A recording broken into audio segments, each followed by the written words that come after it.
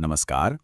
आज हमारे विश्लेषण का जो सोर्स है वो बहुत ही कह सकते हैं कि असाधारण रूप से छोटा है, बल्कि ये शायद अब तक का हमारा सबसे छोटा सोर्स होगा। तो आइए देखते हैं कि सिर्फ एक शब्द से हम क्या-क्या समझ सकते हैं। ये बस ये एक शब्द, यही है हमारा आज का पूरा सोर्स। कोई कॉन्टेक्स्ट नहीं, कोई परिभाषा नहीं, बस ये अक्षर। तो सवाल यह है कि इसका विश्लेषण करें तो करें कैसे।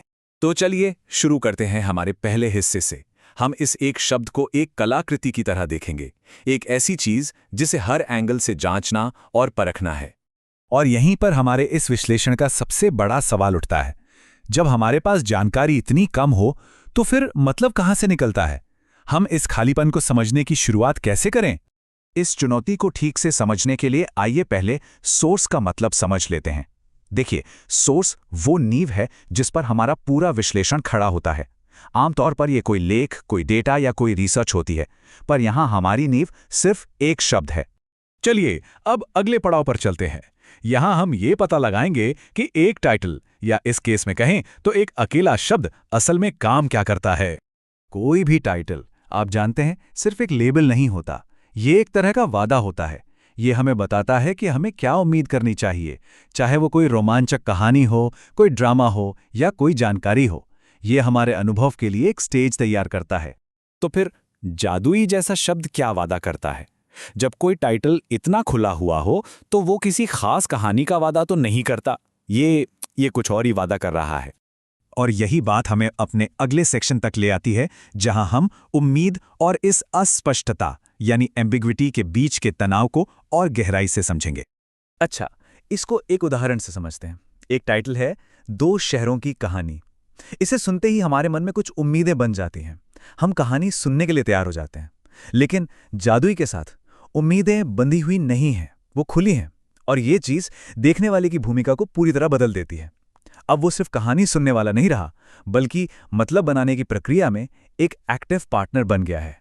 तो यहाँ सबसे जरूरी बात ये निकल कर आती है कि अस्पष्टता का मतलब ये नहीं है कि वहां कोई मतलब ही नहीं है। नहीं, ये असल में एक न्योता है हम सब के लिए कि हम उस खाली जगह को अपनी कल्पना से भर दें। चलिए आगे बढ़ते हैं और देखते हैं कि ये प्रक्रिया असल में होती कैसे है।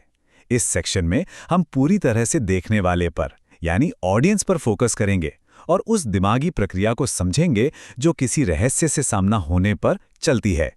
जरा सोचिए, जब हमारे सामने जादुई जैसा कोई शब्द आता है तो दिमाग में क्या चलता है? सबसे पहले हम सवाल करते हैं, फिर हमारा दिमाग अपने आप कनेक्शन बनाना शुरू कर देता है उन आवाज़ों, यादों या भावनाओं से जो हम पहले से जानते हैं, और आखिर में हम कल्पना करना शुरू कर देते हैं। उस एक शब्द के इर्द गिर्द एक पूरी दुनिया बुनने लगते हैं। और ये बात कितनी कमाल की है ना? कि कहानी की असली शुरुआत सोर्स में नहीं, बल्कि उस टाइटल और हमारी अपनी कल्पना के बीच जो खाली जगह है, वहां होती है। ये एक तरह का सहयोग है। तो अब हम आते हैं अपने आखिरी हिस्से पर, जहां हम इन सभी विचारों को एक साथ जोड़कर देखेंगे और समझेंगे कि कभी-कभी कम जानकारी देना इतना ताकतवर क्यों हो सकता है। तो जादुई जैसे रहस्यमयी टाइटल की असली ताकत क्या है? देखिए, ये तुरंत हमारी जिज्ञासा जगाता है। ये हर किसी के लिए एक दरवाज़ा खोल देता है, क्योंकि हर कोई इसमें अपना मतलब ढूंढ सकता है। ये हमें कल्पना करने पर मजबूर करता है, जिससे हमारा अनुभव और भी ज़्यादा पर्सनल बन जाता है। और इसी बात में इस पूरे विश्लेषण का निचोड़ छिपा है। किसी शब्द की कीमत हमेशा उसकी परिभाषा में नहीं होती। कभी-कभी उसकी असली कीमत उस संभावना में होती है जो वो हमारे दिमाग में पैदा करता है।